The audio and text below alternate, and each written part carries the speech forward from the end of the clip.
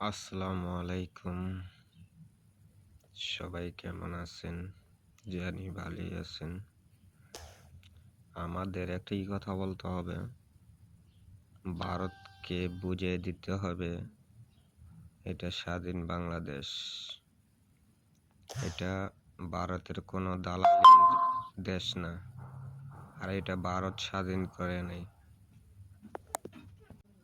আমি এই জন্যই এটা কিছু কইতে চাই যে এটা আমাদের ৩০ লক্ষ শহীদের বাংলাদেশ। তাই বেশি ভারতের চাপ বিক্রিত আমরা বসাই নাই। আর আমরা ইন্ডিয়া আমাদের লাভের জন্য আমাদের তেনে বহুত নিছি। এটা শেখ হাসিনার কথা, মুখের কথা। তাই বিশেষ করে আমাদের একত্রভাবে থাকতে হবে। এই জন্যই আমরা ভাবি, সেটি আমরা বলতে চাই, আমাদের একটি দাবি, বাংলাদেশ স্বাধীন করতে হবে। আপনি প্রস্তুত? আমি কিন্তু আমার দেশের জন্য আমি প্রস্তুত। আমার দেশ আগে বাঁচাইতে হবে। বিশেষ করে বাংলাদেশ ইন্ডিয়া হুমকি দিয়ে যাবে, আমরা কিছু বলবো না, এটা কিন্তু হয় না। আমাদের একটি কথা বলতে হবে, ইন্ডিয়াকে আমরা চাপে রাখতে হবে। আমাদের মাধ্যমে ইন্ডিয়াকে আমরা চাপে রাখবো। বিশেষ করে এটা আমাদের একটি দাবিটা হলো, ইন্ডিয়াকে আমরা যত চাপে রাখতে পারবো, ইন্ডিয়া আমাদের তত আয়ত্ত আসবে। আমরা মিয়ানমারকে অধিকও আমরা একটু চাপে রাখতে হবে। আমাদের পাশে একমাত্র বন্ধু দেশ পাকিস্তান আর চীন। এরপরে বাহিরি দেয়া বলতে পারি না, বাহিরটা লাভের জন্য সবাই বন্ধুত্ব করবে। বিশেষ করে আমরা পাকিস্তান ভাই ভাই মুসলিম,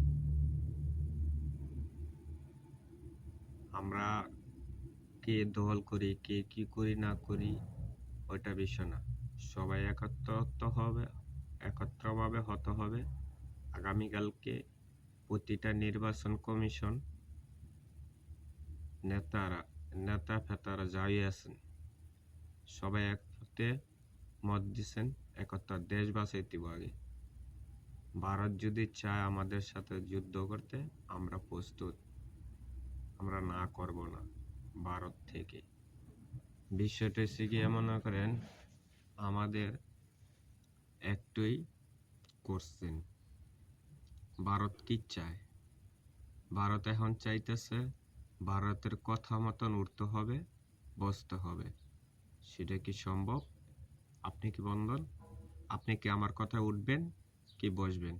না আপনার একটা নিজস্ব মতামত আছে?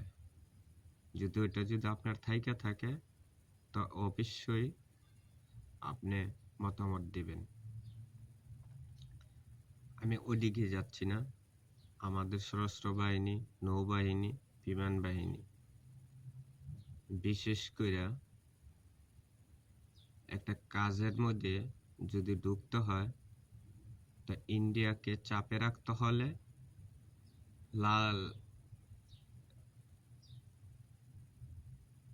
লালবাজার কেল্লা, কুমিল্লা, ফেনী, চট্টগ্রাম,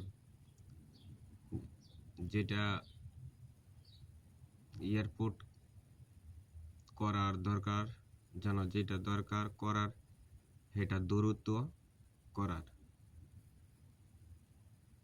আমাদের একটা এয়ারপোর্ট আছে, ওই এয়ারপোর্টটা দ্রুত করতে পারলে, তাহলে আমি যা বুঝি, যেটুকু বুঝি, তো ওইটা যদি করার মধ্যে থাকে বা রানিং থাকে, তো তো ইন্ডিয়া একটু চাপে থাকবে, ইন্ডিয়াও চাপে থাকবে, এরপরে অন্য অন্য কোনো কান্ট্রিরা একটু চাপে থাকবে, এটা আমি যতটুকু বুঝি। যাই হোক, ওইটা কোনো বিষয় না। ইন্ডিয়াকে চাপে রাখতে হলে 7 স্টার দখল করতে হবে, পশ্চিম বাংলাকে দিল্লি পর্যন্ত যে আমরা দখল করব। আমাদের বাংলা যত কটা ভাষা আছে, যতটুক আছে, আমরা অতটুক যা দখল করব। আমার একটা কথা হচ্ছে, আমরা দিল্লিকে ছাড় দেব না, দিল্লির রয়ের কথা মতন আমরা চলব না। আমার দেশ বাঁচাইছি, দেশের স্বাধীনতা আনছি 30 লক্ষ শহীদের রক্তের বিনিময়। তা আমরা যদি এখন যদি স্বাধীন বাংলাদেশের মধ্যে যা যদি ইন্ডিয়ার কথা মতন আমরা চলি, এটা কি আমগো মানাইব? এটা কি আমগো মানাইব বলেন? তাহলে তো আর স্বাধীন বাংলাদেশ হইল না। এটা শেখ হাসিনার বাংলাদেশ না, এটা শেখ মুজিবের বাংলাদেশ না, কোনো দালাল, ইন্ডিয়ার কোনো দালালেরও দেশ না। এটা 30 লক্ষ শহীদের রক্তের বিনিময়ে আমরা দেশ পাইছি। ছাত্র আন্দোলনের শহীদের রক্ত দিয়া আমরা দেশ রক্ষার বিরুদ্ধে এই আপদ বিদায় করছি। হেরা চাইছিল একটা যে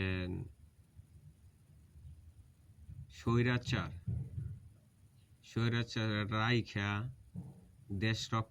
দেশের তেনে আন্দোলন করতে বা করতে, কিন্তু আমরা তো আর ওইটা দেব না। আমরা যখন খুনি হাসিনাকে, স্বৈরাচারকে বিদায় করতে পারছি, শেখের বেটি বেলা পলায় না, তনে কই শেখের বেটি দেশে তো নাই, দেশে তো নাই।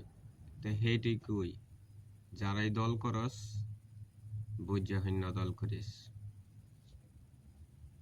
শেখ মুজিবুর যেমন ফলাইছে স্বাধীনের সময়, শেখের বেটিও হেমনই, শেখ হাসিনা হেডুই। তা আমার একটা বিষয় কি কথা হইল, শেখ মুজিবুর যে মারা গেল 3 দিন 4 দিন, ঠিক আছে, লাশ পরে রইল, তো ও সোম আমেরিকার তেনে শেখ হাসিনা ইন্ডিয়া ঢুকতে পারছে, ইন্ডিয়ার তেনে বাংলাদেশ ঢুকতে পারে নাই। হেইডা কি? এসম তো ওর কাছে কোনো মামলাও ছিল না, ওর নামে কোনো কিছুই ছিল না, তো ওসম ঢুকতে না কিনলে। আর অনেক ফাল ফারস শেখের বেটির বাপের দেশ, তো বাপতি গাইলা দেশ, তো বাপতি গাইলা দেশ হইলে তো তেন তেন ফলায় গেলি কিনলে, তো ফলায় গেলি কিনলে। আর এই